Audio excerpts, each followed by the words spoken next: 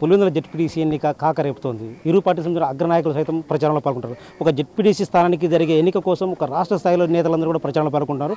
మనతో మనకి నంద్యాల ఎంపీ శబరి గారు ఉన్నారు. అలాంటి ప్రతినిధి మేడం, ఎందుకు ఒక పులివెందుల జెడ్పీ స్థానానికి తెలుగుదేశం పార్టీ ఒక ఎన్నికని ఇంత ప్రతిష్టాత్మకంగా తీసుకుందంటారు? ఇది ప్రతిష్టాత్మకంగా తీసుకున్నామంటే ఒకటి గమనించాలి మీరు, తెలుగుదేశం పార్టీ నాయకులు కానీ కార్యకర్తలు కానీ మా కుటుంబ సభ్యులు లాంటి వాళ్ళు. ఎక్కడ ఎన్నికలు జరిగినా, ఎక్కడ ఏ సమస్య వచ్చినా అరకు నుండి కర్నూలు వరకు దిగిపోతాం మేము.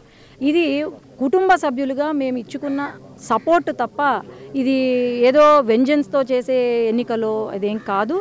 ఎక్కడున్నా మా కార్యకర్తలను ఆదుకోవడానికి ఫస్ట్ తెలుగుదేశం పార్టీ కార్యకర్తలు ఉంటారు. అట్లాగే ఎక్కడ ఎన్నికలు జరిగినా మేము ఉంటామని నేను మీకు క్లియర్గా చెప్తున్నాను. అంటే కేవలం పులివెందుల జగన్మోహన్ అడ్డా కాబట్టి తెలుగుదేశం పార్టీ ఎట్టి పరిస్థితులను కుప్పం ఫార్ములా అనుసరించి కుప్పాన్ని ఎలాగైతే గత మున్సిపల్ ఎన్నికల్లో ఓడించారో సో అలాగే పులివెందుల్లో జగన్ ఓడించాలని మీరు కంకణంతో ఇక్కడ తెలుగుదేశం పార్టీ రంగంలో దిగింది అనుకోవచ్చా?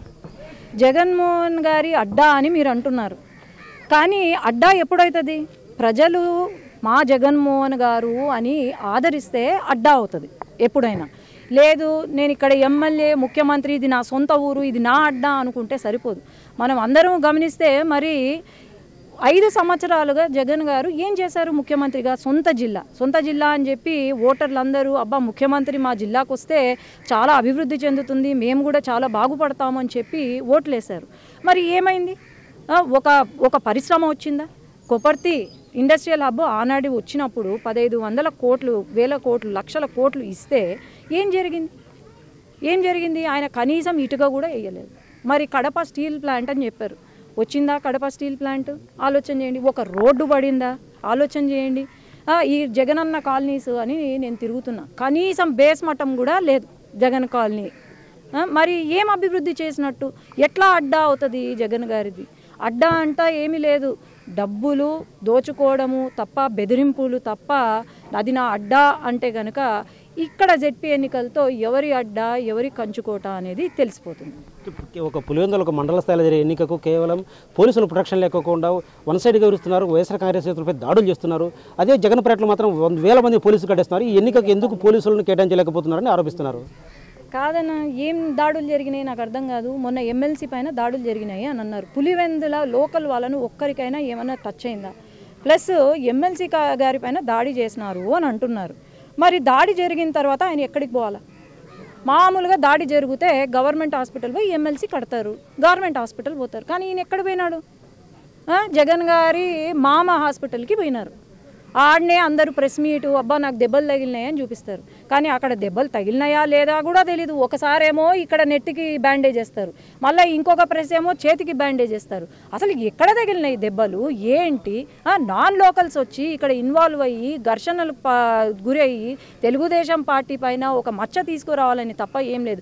మనం అందరికీ తెలుసు వీళ్ళు రాజకీయాలు ఓడిపోతున్నాము అని తెలిస్తే ఎట్లా ఉంటాయి వీళ్ళ రాజకీయాలు.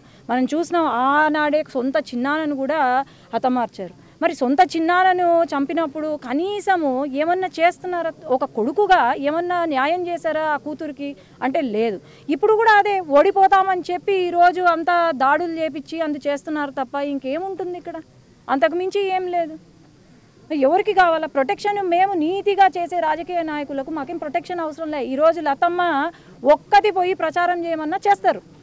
ఈరోజు బీటెక్ రవి గారు ఎన్నో సంవత్సరాల నుండి పులివెందులలో అపోజిషన్ ఎవ్వరూ నిలబడలేని దగ్గర రవి గారు నిలబడి ఎన్నో సంవత్సరాలుగా పోరాడుతున్నారు. తెలుగుదేశం పార్టీ జెండా ఇక్కడ ఎగిరేస్తుంది అంటే రవి గారి వల్ల, అక్కడ ఉన్న నాయకుల వల్ల, కార్యకర్తల వల్ల.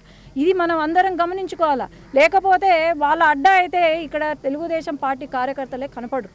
కానీ ఈరోజు ఇంటింటికి తెలుగుదేశం పార్టీ కార్యకర్తలు ఉన్నారు కాబట్టి మీరే నిర్ణయించుకోవాలి. ఇంకా అంటే ఇటీవల సునీతమ్మ గారు కూడా చెప్పారు, వైఎస్ వివేకాన్ని చంపింది బీటెక్ రవి, తర్వాత ఆదినాయుడు వీళ్ళంటూ కూడా సంతకం పెట్టాలంటూ అవినాష్ రెడ్డి ఒత్తిడి చేశారని. అయితే నేను దాన్ని తిరస్కరించానని చెప్పారు. అంటే ఈ వైఎస్ వివేకాన్ని సొంత మానవాళ్ళు చేశారు సార్. సో ఈ హత్యని ఎలా చూస్తారు?